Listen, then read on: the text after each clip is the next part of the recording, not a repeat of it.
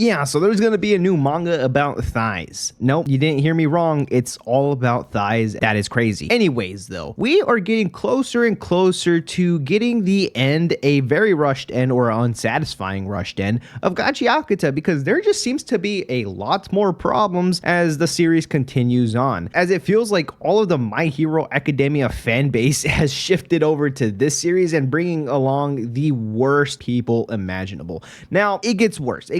It's annoying, it's terrible, and it sucks seeing the fan base or the fandom of this series slowly deteriorate over time, because people just don't know how to, one, take criticism, and then two, not know or not feel satisfied or feel that the author is wrong regardless of them saying that they are wrong. I don't know, it just makes zero sense why people are getting so upset. It got to the point where Kei Urana, the creator of Gachiakuta, had to pretty much vent out her frustration, especially towards the Western audiences. Now, I'm not saying just specifically the entire Western audience, but we know the group of people because I did mention the My Hero fan base. Yeah, you know who I'm talking about. But this post was just brought to my attention not that long ago, which Gachiakuta's author Kei Urana talks against the Western fan base she has gained lately. Says she is starting to get frustrated with how toxic people have become towards her work. Now, you might be thinking, what critiques is she getting? What kind of criticism is she so unsatisfied to the point where she feels so frustrated? It's not about the story, it's not about the character designs, and it definitely isn't about the power system or anything like that. It actually has to do with the ships between characters, because the fan base thinks they know better. They want to make everything, I guess, prideful. They want to make characters fit their personal agendas. As I recall in the past, I'm pretty sure the fan base assumed that Tamzi, one of the characters in Gachiakuta,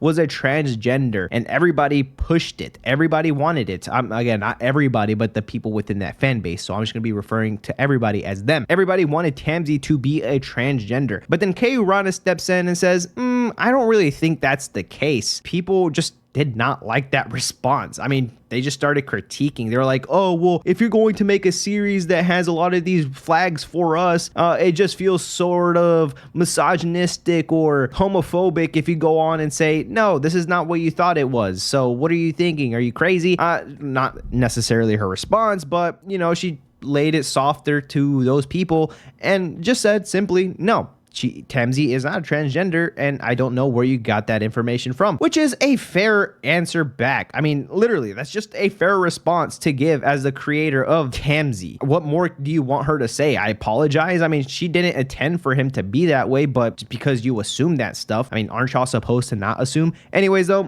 it just gets worse, because not only was this the only example of headcanons made by idiots, but also, these headcanons are not only shifted within the characters within the story, but also shifted onto Kei Urana herself, the mangaka, as people assume that she was non-binary, which, I mean, how would you know if she never came out to say it? What really did lead you to believe that she was non-binary? I know there was a interview that she went on and wasn't pronounced or announced as a he or she, so it was kind of like a they-them deal, but that wasn't necessarily her coming out and saying that she is non-binary if she didn't state it herself. I just picked up on some context clues that made you believe something entirely different, which chilled, guys. You're jumping too far into conclusions. And she also ended up talking and posting this on Instagram as well, saying that Kei Urana is non-binary? Really? Like, come on. And then people were upset with that response as well. Why can't she just defend herself or her artwork without having to face some severe backlash through a specific group of people within the fandom? Like, I get it. I guess she's not your necessarily ally or teammate or comrade, but I mean, she's not saying that she is against you. She's just not that what you thought of her. It is just so crazy. And it just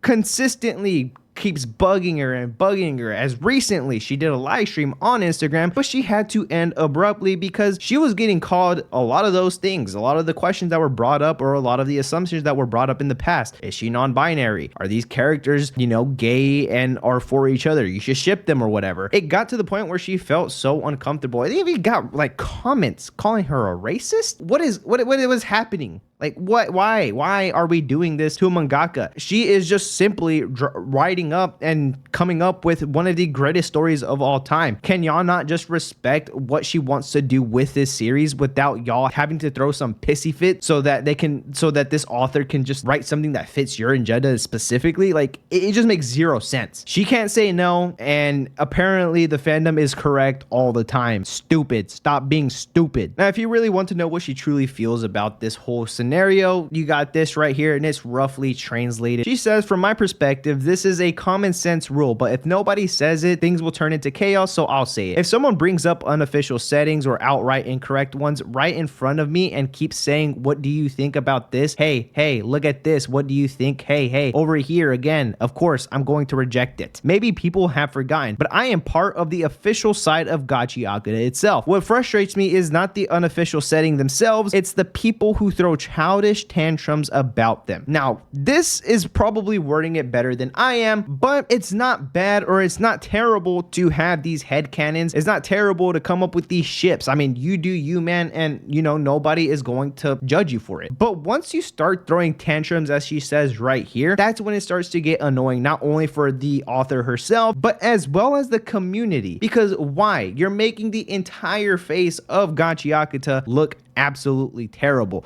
If you don't like the series, drop it. If you just want to continue on and reading it to see where the story goes, don't go online and start completely bashing it because it's not fitting your, I guess, specific criteria. It is a stupid argument. It's as simple as that. It just doesn't really need to go this far to where she has to come out all the time, either through a interview or actually from her accounts herself, saying that she's frustrated with us and always feel the need to feel annoyed towards our side of the community because we just can't simply take a no and be on with it. But after everything that I have just said, is it really going to affect the outcome of Gachiakuta? No, I just pulled you in, kind of clickbaited you here. But I mean, it still sucks because it is going to push some fans away, kind of like how My Hero Academia suffered through its fandom. A lot of people didn't really want to watch My Hero Academia because of the fandom being outright weird, and it, you know, I was one of them. I did soft drop My Hero Academia just for a little bit, but I got back to it right after, I guess, the hype died down within the series because I didn't want to be part or seen as the fandom that